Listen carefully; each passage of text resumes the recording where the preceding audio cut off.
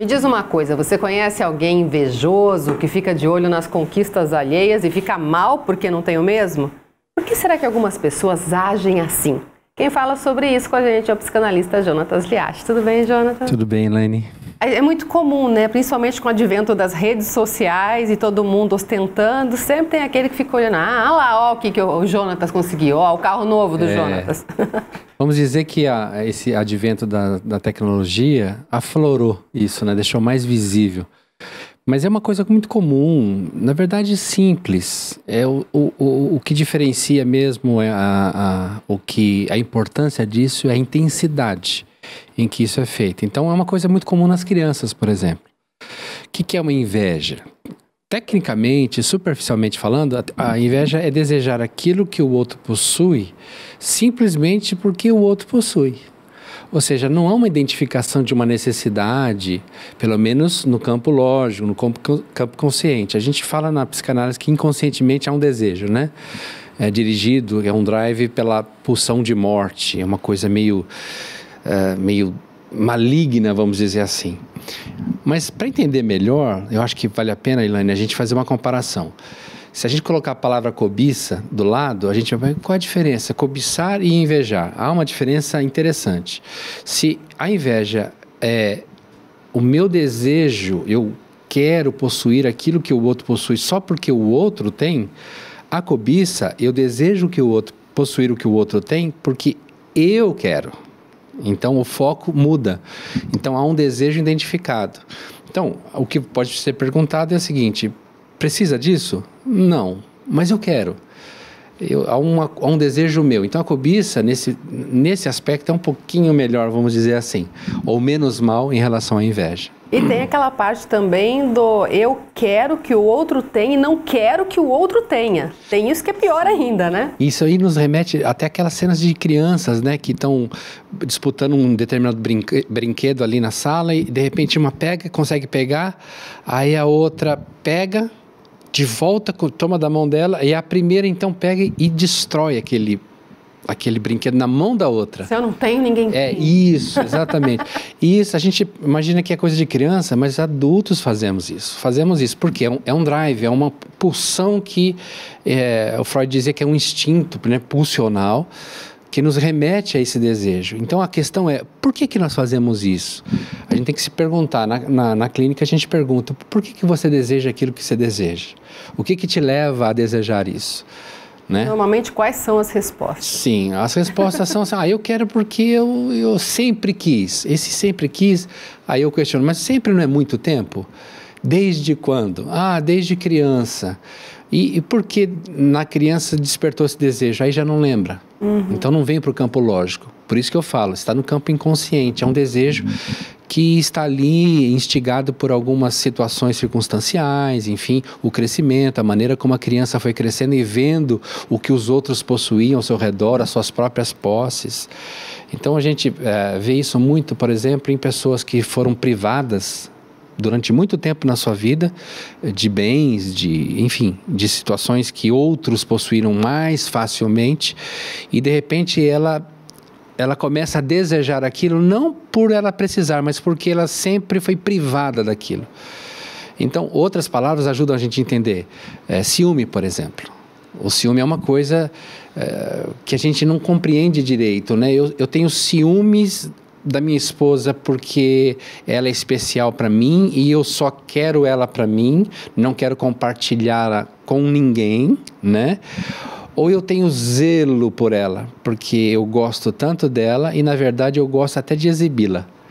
Entende? Então, palavras que têm sonoridades, pelo menos semânticas iguais, elas têm um significado inconsciente muito diferente.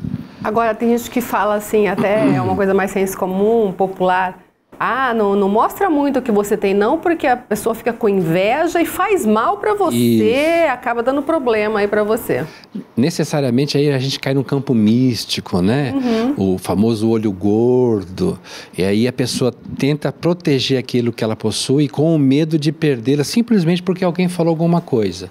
E a gente vê muito isso, né? Pessoas que fazem banhos especiais em algumas coisas no carro que ele comprou. O seguro não é suficiente, entende? O seguro não é suficiente, então ela faz uma oração, uma reza, faz uma espécie de trabalho para proteger, porque a inveja desperta o mal sobre mim. Então a questão não é o mal sobre mim, o mal já está em mim, na medida em que eu estou protegendo aquilo porque eu não entendo como aquilo funciona para me beneficiar. Então a inveja é um sentimento muito dúbio, muito difícil de identificar e até quanto que ele vai nos prejudicar.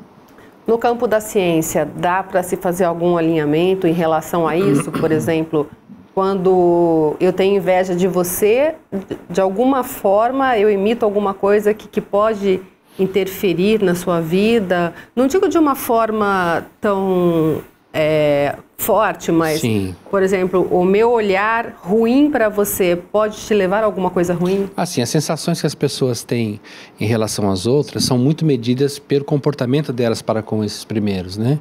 Então, é possível sim que a gente adquira uma certa sensação de mal-estar, de preocupação, de pé atrás, né? O famoso pé atrás. Eu estou pé atrás com fulano porque ele fica olhando de um jeito para mim, eu não sei o que é, pode ser uma inveja, pode ser um sentimento de raiva, porque na psicanálise, do ponto de vista da energia negativa que a inveja origina a inveja, a pulsão de morte, ela está relacionada à raiva. Então assim, ó, eu não invejo o que o outro tem, eu invejo o prazer que o outro tem, desfruta em ter aquilo que ele tem. Mais profunda a coisa. É uma coisa inconsciente. Então, eu não invejo aquele BMW, aquele Mercedes que o fulano passou na rua.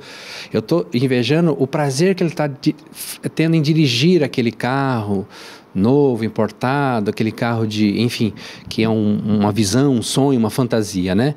Então, a inveja está mais relacionada ao prazer que o outro tem do que propriamente o objeto que ele possui. E dá para a pessoa, por exemplo, identificar que ela tem essas sensações de inveja e tentar ir trabalhando para parar com isso, para se contentar com o que tem, ou para olhar e dizer, nossa, que legal, quem sabe um dia eu tenho isso, mas sem fazer essa coisa ruim? Na verdade, a gente identifica assim, eu sinto que eu estou tendo inveja na medida que eu estou falando muito sobre aquele assunto, que aquele assunto não sai da minha mente, então eu estou sentindo que eu tenho essa sensação. O duro é quando isso passa para um campo que nós chamamos de obsessão.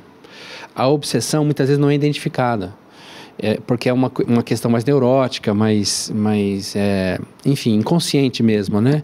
E aí a pessoa não percebe o quanto que ela está fazendo por aquilo que ela está desejando. O que é uma obsessão? É uma fixação.